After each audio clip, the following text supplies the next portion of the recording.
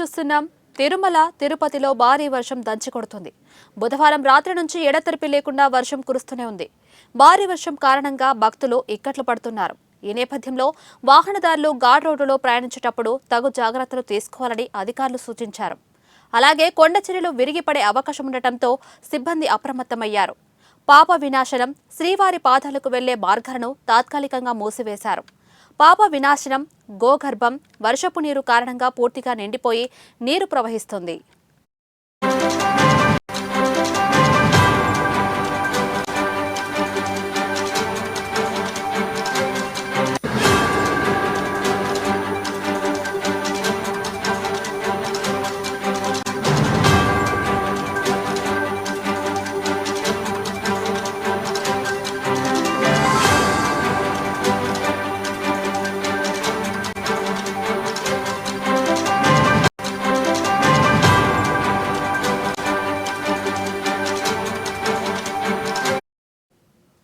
ఇక భారీ వర్షం కారణంగా చలి తీవ్రత కూడా బాగా పెరిగింది.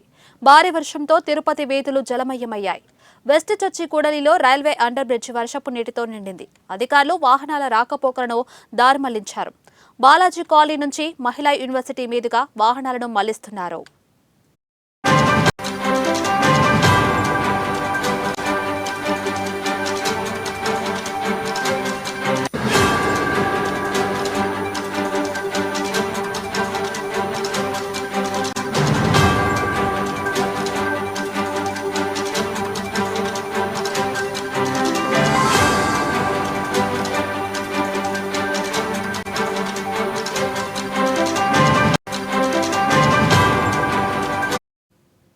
కపిలతీర్థం పుష్కరిణికి భక్తులు వెళ్లకుండా టీటీడీ అధికారులు నిలిపివేశారు.